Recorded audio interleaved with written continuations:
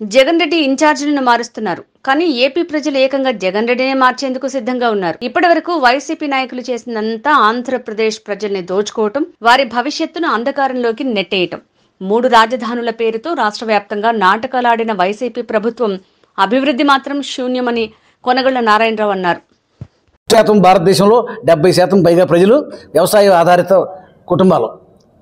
వాళ్ళు వ్యవసాయం చేయాలి అంటే ఒకవేళ వర్షాలు పడితే ఆ వర్షం వెంటనే లాగేసే డ్రైనేజ్ వ్యవస్థ ఉండాలి. ఇరిగేషన్ వ్యవస్థ కానీ డ్రైనేజ్ వ్యవస్థ కానీ ఎప్పటికప్పుడు రిపేర్లు చేసి నీరు అందించడంలో కానీ వర్షం కురిసిన నీరు బయటికి లాగేయడంలో కానీ మనం ఎప్పుడు కూడా డ్రైనేజ్ వ్యవస్థను బాగు చేసుకుంటూ ఉండాలి.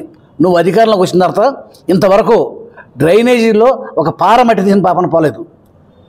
ఇవాళ పొలాల మీదకి వెళ్తుంటే కళ్ళమ్మ నీళ్ళు వస్తూ ఉన్నాయి.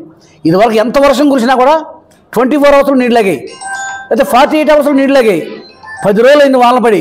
ఇవాళ వరకు కూడా మోకాళ్ళ లోతు నీళ్ళలో ఉన్నాయి పొలాలన్నీ కూడా. ఇవాళ నీళ్లు వెంటనే లాగేసి ఉంటే రైతు ఇంత నష్టపోవడం. ఇవాళ నువ్వు ఇప్పుడు వరకు నష్టాన్ని అంచనా వేయటానికి బృందాలను పంపించావా? ఇవాళ వరకు నువ్వు పొలాల మీదకి వెళ్ళి ఏ రైతుకి నష్టం ఎంత సంపాదించింది లిస్టు తయారు చేసావా?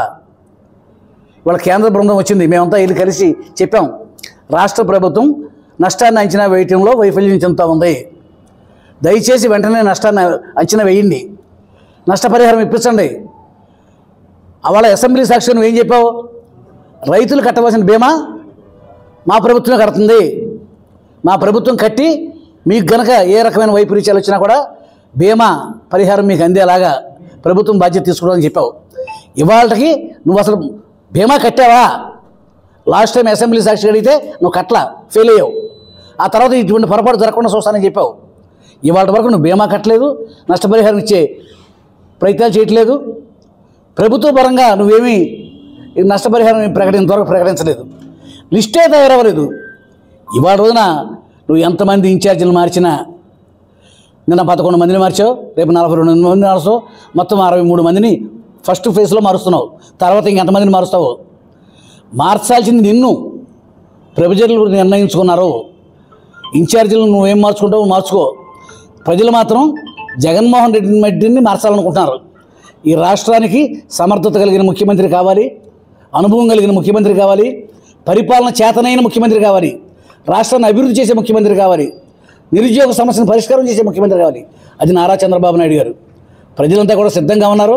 రేపు రాబోయే ఎన్నికల్లో ఎప్పుడు ఎలక్షన్లు వచ్చినా కూడా నీకు బుద్ధి చెప్పి నీలాంటి అసమర్థుడిని గద్దించి సమర్థత కలిగినటువంటి చంద్రబాబు నాయుడు గారిని మళ్ళీ గద్దెక్కించి ఈ రాష్ట్రాన్ని కాపాడుకోవాలని అందరూ ప్రజలంతా కూడా నిర్ణయంతో ఉన్నారు.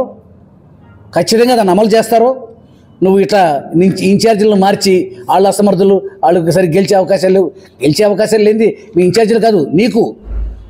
ఇవాళ రాష్ట్ర ముఖ్యమంత్రిగా వైఎస్ఆర్ ప్రభుత్వాన్ని ఆంధ్రప్రదేశ్లో ఓడించాలని ప్రజలు నిర్ణయించుకున్నారు. ఓడిస్తారు. రాబోయే ఎన్నికల్లో చంద్రబాబు నాయుడు గారు ముఖ్యమంత్రి అవ్వడం ఖాయం.